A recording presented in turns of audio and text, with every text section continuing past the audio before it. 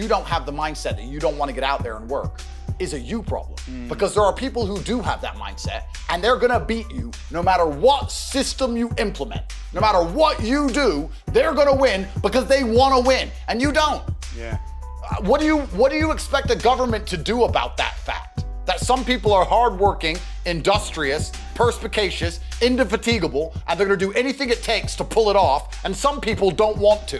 What do you expect the government to do besides convince all of the hard workers, which by the way, keep the entire country functioning, to leave and go somewhere else?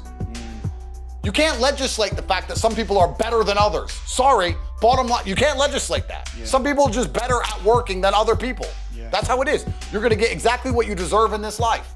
So I agree, there are some people that go, not all of us wanna be hustlers, not all of us wanna be entrepreneurs, some of us just want a comfortable life. That's fine. Not everyone's a murderer, but some people are. Welcome to Earth. What do you want to do? Sit here and say, I should be able to walk around outside and wear a diamond watch with $10 million in cash and no one should rob me. Yeah, sure, you're right, they shouldn't, but they will. Yeah. And you're right, you shouldn't have to work your ass off to pull it off, but you do. Were you serious about running for Prime Minister of the UK? I'm the only person who can save it. So Farage is not strong enough. No way, he's not. Have you met him? Have you met him? Yeah, I mean, I don't want to insult the guy, even though he's thrown me under the bus endless times. But he's the best option we've got. Yes. Yeah. Is he Trump? Fuck no. He's nowhere near Trump.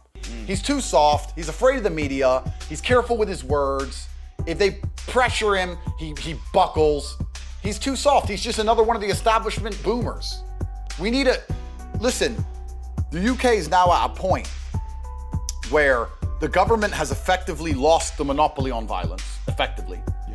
The country outside of the city of London is as poor as an Eastern European nation. Their prospects for the future are bleak. We manufacture nothing. National pride is at an all-time low. Hegemony is at an all-time low. Drug use is through the roof. Crime through the roof. Healthcare, all-time low. The country is over.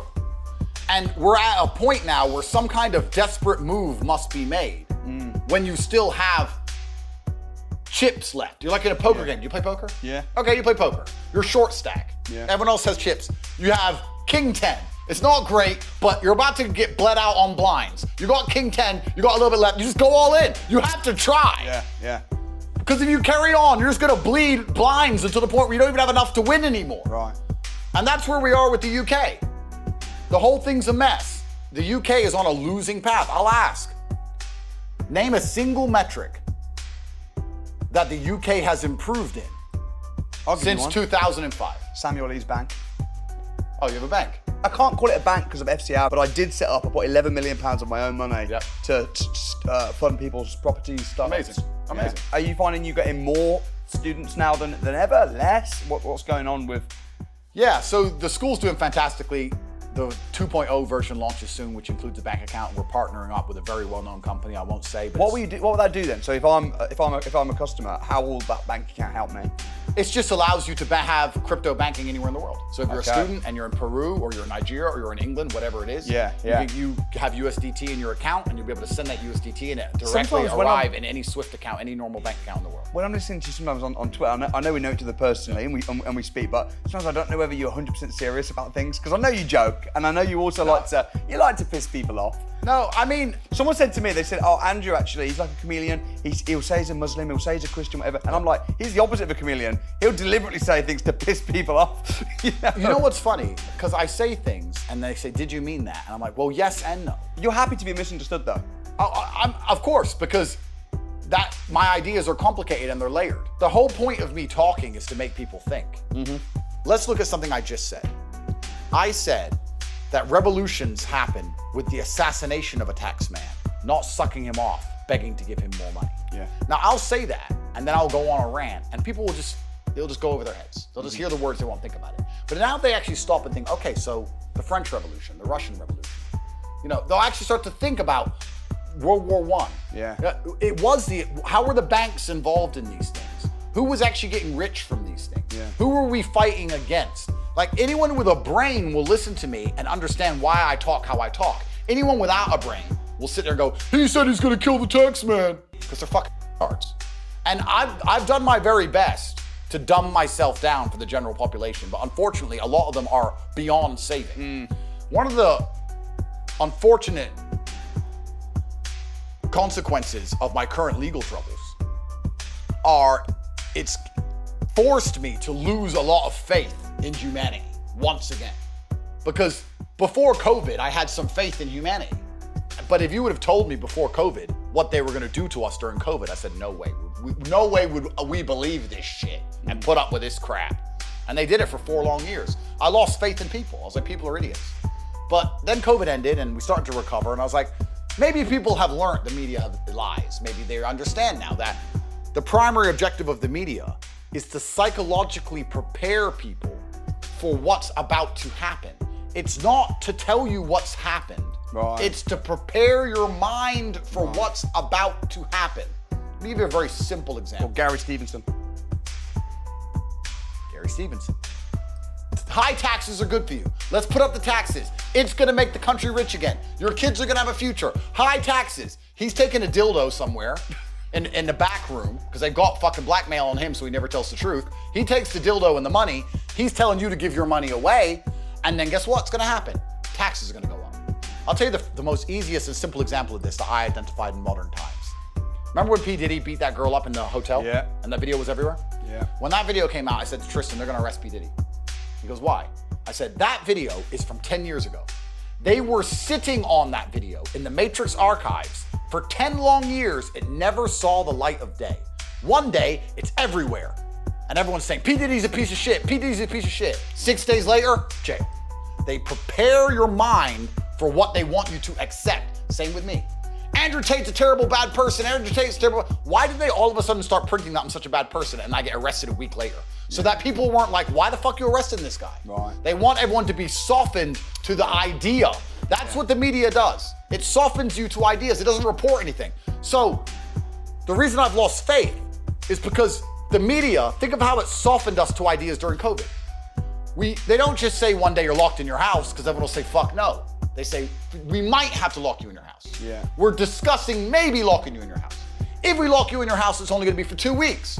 We're gonna have an emergency sit down with the Cobra Summit and we're gonna discuss maybe locking you in your house. And they say locking you in your house every 5 seconds for about 3 weeks. So by the time the idea comes around, your mind's used to it. You're like, oh yeah, they've been talking about this. This is not a shock. It's not a surprise. They've been saying they might lock me in my house. NHS, like a fucking retard.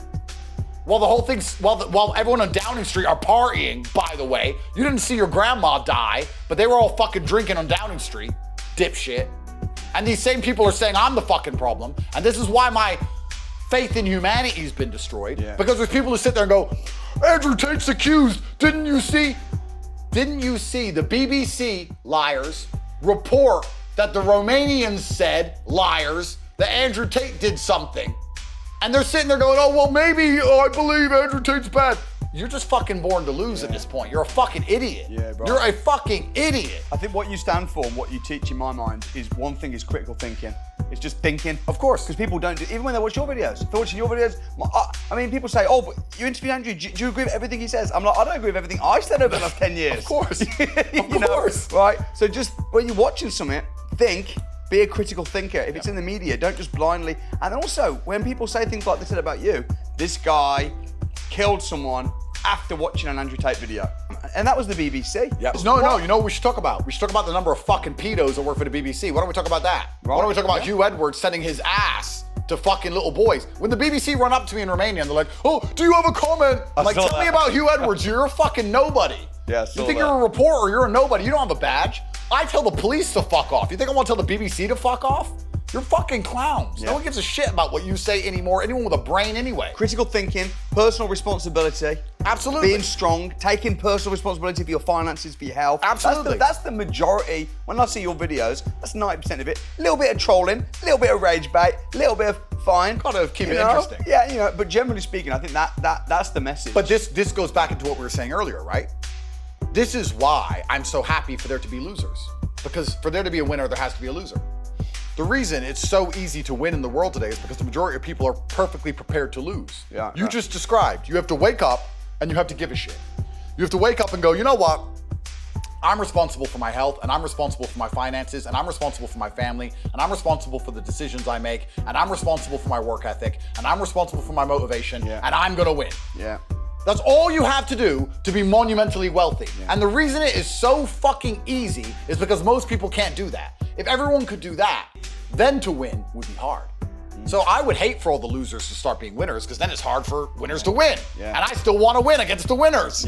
But luckily, God has put us in this version of the simulation where it is so brutally easy to surpass everyone around us. I look at people and just go, you haven't even fucking tried. It's like a race. And the gun goes off, and I start running as fast as I can, and I turn around, and no one's even moved. So I'm like, all right, well, I'll jog then, and I'm nearly done, and no one's even moved. Then I start walking. Then I just lay down and just have a rest. And I look at the back of the finish line, the start line, and everyone's still standing there. I don't feel like running. I'm not motivated. I'm stressed. I'm depressed. Gary said the government's gonna fix it. Like, they're all just standing around the fucking start line.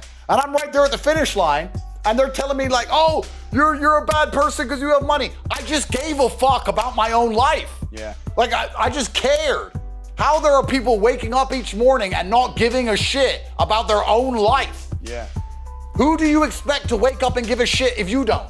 You think Gary or fucking Keir or even you or me, do you think any of us wake up and go, John, I really need to get John a Ferrari. I really need to get John a Ferrari and a hot bitch and a nice big house. Today I'm gonna focus on John. No, we don't give a fuck.